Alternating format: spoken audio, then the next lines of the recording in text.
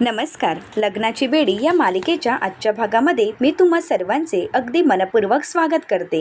आजच्या भागामध्ये आपल्याला पाहायला मिळतं, रुक्मिणी काकू राजश्री काकूंना म्हणतात, अगं मी काय म्हणत होते की सिंधू या घरात पुन्हा एकदा सून म्हणून येणार आहे आणि म्हणूनच तिने श्रावणातील व्रत करावं असंच मला वाटत आहे.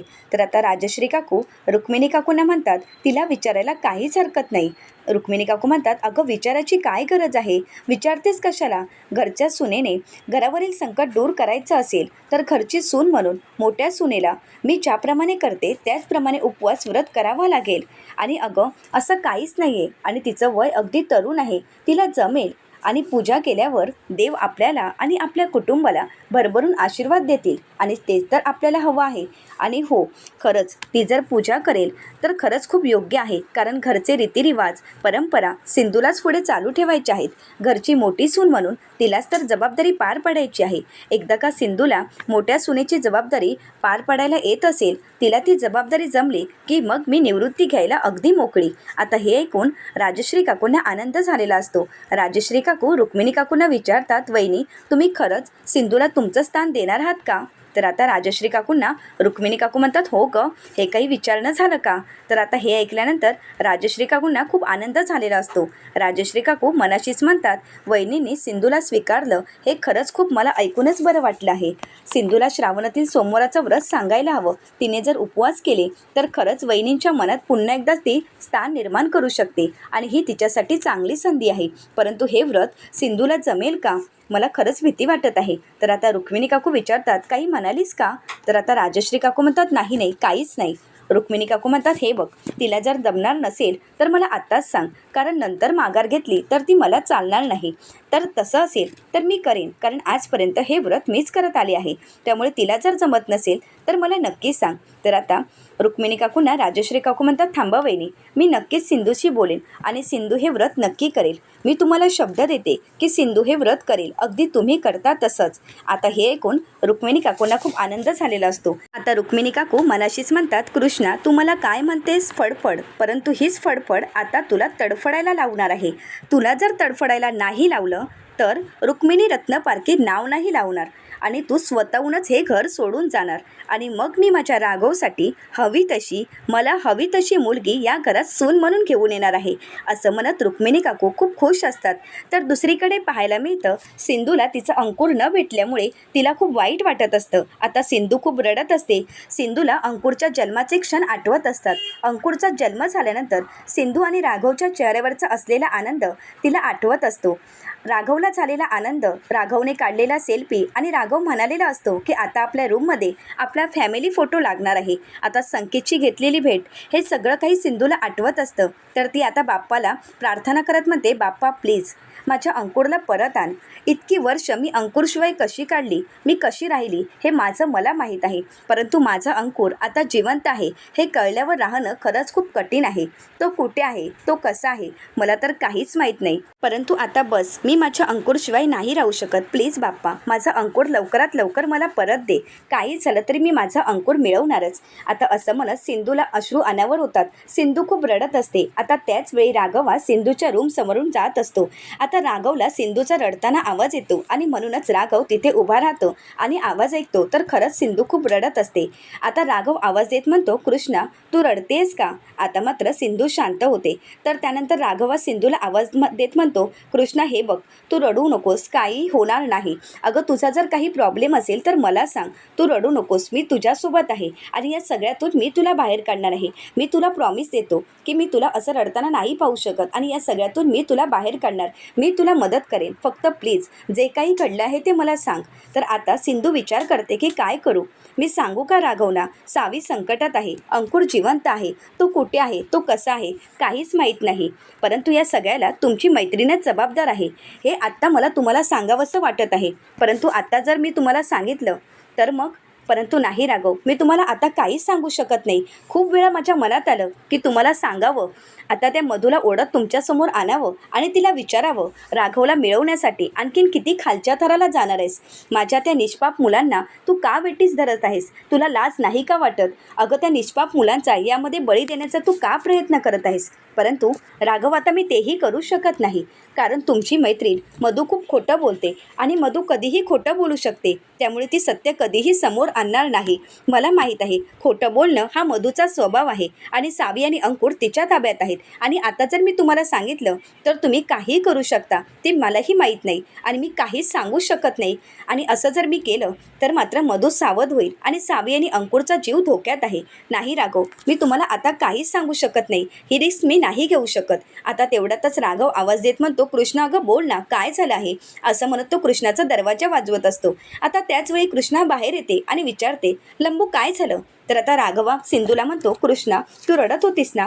तर सिंधू म्हणते, नाही मी कुठे रडत होते. तर राघव म्हणतो, खोटं बोलू नकोस, मी ऐकलं आहे तू रडत होतीस. तर त्यानंतर सिंधू ही राघवला म्हणते, लंबू तुला तर माहीत आहे ना, मी ज्या दिवशी या घरात आले त्या दिवसापासून मी कधीही रडत नाही, मी इतरांना रडवते. राघव म्हणतो, तू खोटं सांगू नकोस, कारण मी स्वतःहून ऐकलं आहे.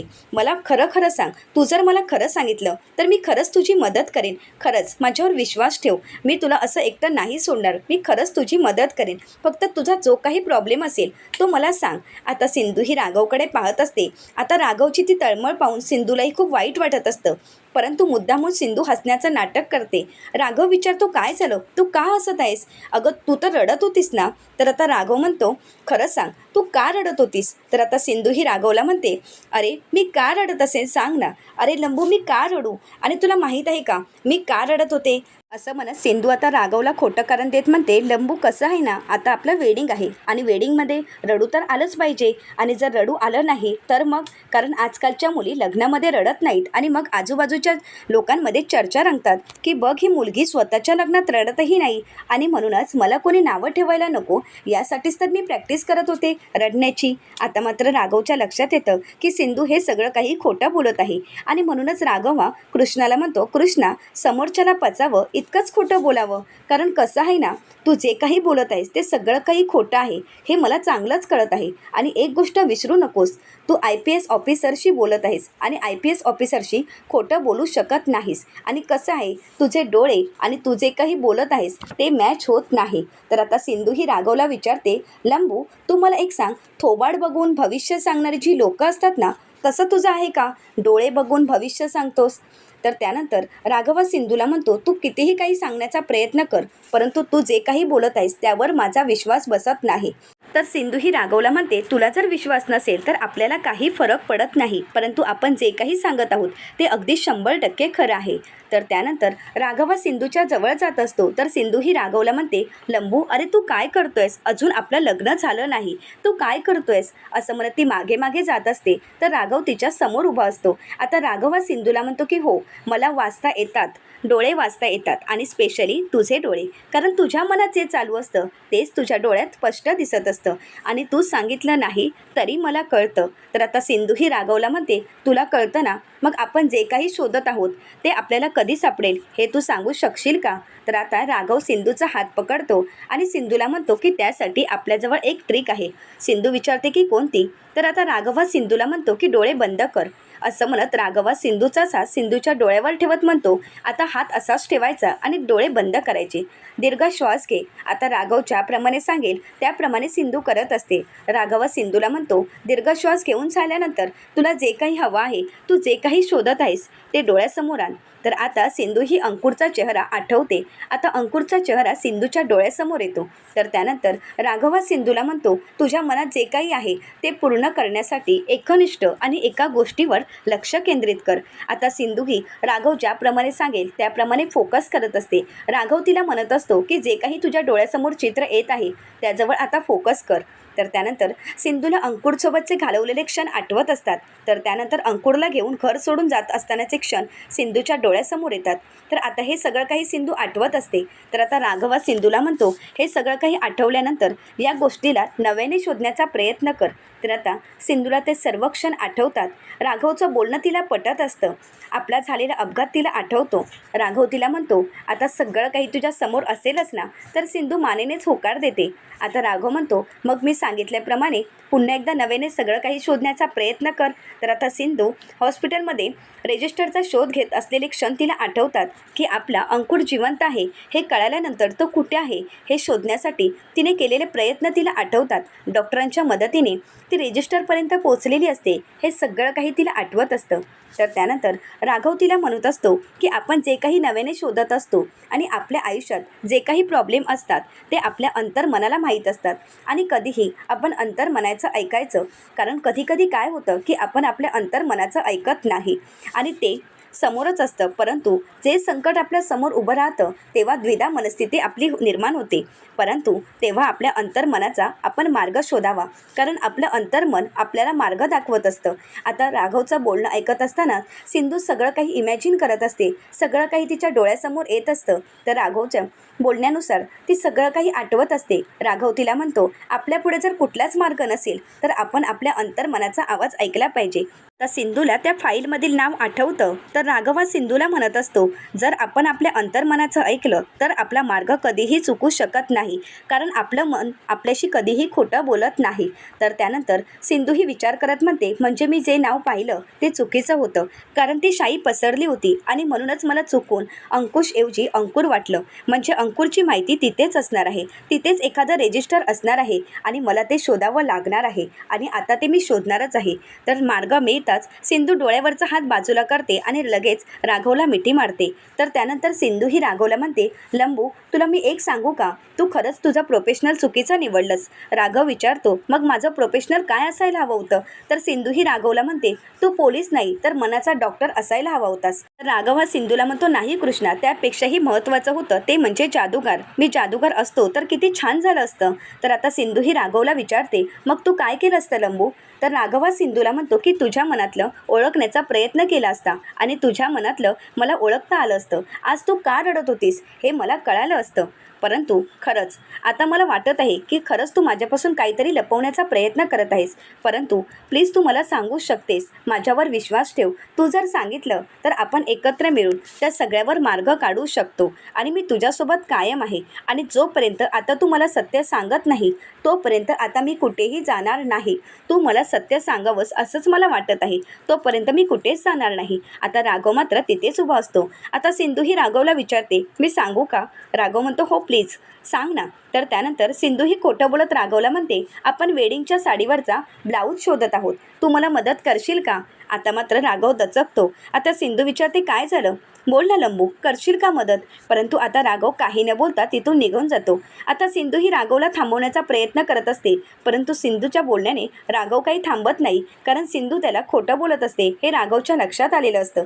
तर राघव तिथून निघून जातो. राघवच्या समोर हसण्याचं नाटक तर केलेलं असतं, परंतु सिंधूच्या मनातून अंकुरचा विषय काही जात नसतो. आता सिंधू ही सिनियर डॉक्टरांच्या फोनची वाट पाहत असते. आता त्याच वेळी सिनियर डॉक्टर सिंधूला फोन करतात. आता सिंधू ही लगेच फोन उचलत विचारते, हॅलो सर, काही कळालं का. तर आता सिनियर डॉक्टर सिंधूला म्हणतात की हो, मी रजिस्टर अगदी नीट चेक केला आहे. तर आता सिंधू ही सिनियर डॉक्टरांना विचारते, मग अंकुर आपल्याच हॉस्पिटलला आला होता का.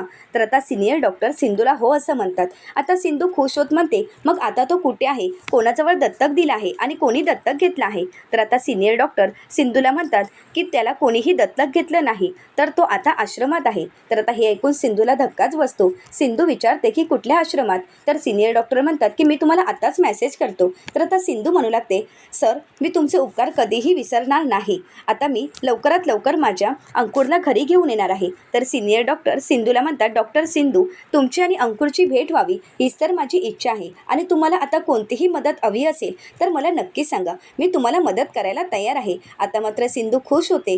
तर त्यानंतर सिंधू ही मनाशीच ठरवते, आता तर माझा अंकुर कुठे आहे हे मला कळालं आहे. आता मेसेजची वाट पाहत असते. त्याचवेळी सिनियर डॉक्टर सिंधूला मेसेज करतात. आता तो मेसेज पाहून, त्या आश्रमाचा ॲड्रेस पाहून सिंधू खूप खुश झालेली असते. सिंधू लगेच म्हणते की या आश्रमात मी उद्याच जाणार आहे आणि उद्याच जाऊन मी माझ्या अंकुरला भेटणार आहे. आता काही झालं तरी आता मी जास्त वेळ नाही काढू शकत, काही झालं तरी मला माझा अंकुर हवाच आहे. आता अंकुरला भेटण्यासाठी सिंधू खूप उत्सुक झालेली असते. आता अंकुरला भेटण्यासाठी ती खूप खुशही असते. आता ती अंकुरचा विचार करत असते. त्याच वेळी सिंधूच्या रूममध्ये ऋतुजा येते आणि सिंधूला आवाज देत म्हणते, ए थुई थुई. तर आता सिंधू ही ऋतुजाला विचारते की कोणाला बोललीस तू थुई थुई. तर आता ऋतुजा म्हणते की तुला. ज्याप्रमाणे तू आम्हाला नावं ठेवली आहेस तसंच मी तुलाही नाव ठेवलं थुई थुई. परंतु का ठेवलं माहीत आहे का? कारण तू थुई थुई मोरासारखी नाचत असतेस ना, म्हणून ठेवलं आहे. तर आता सिंधू ही ऋतुजाला म्हणते, बोचक कोंबडीपेक्षा हे थुई थुई खरंच खूप बरं आहे. असं म्हणत ऋतुजाला ती उलट उत्तर देते. तर त्यानंतर ऋतुजा म्हणते, तू हे कोणाला म्हणाली आहेस?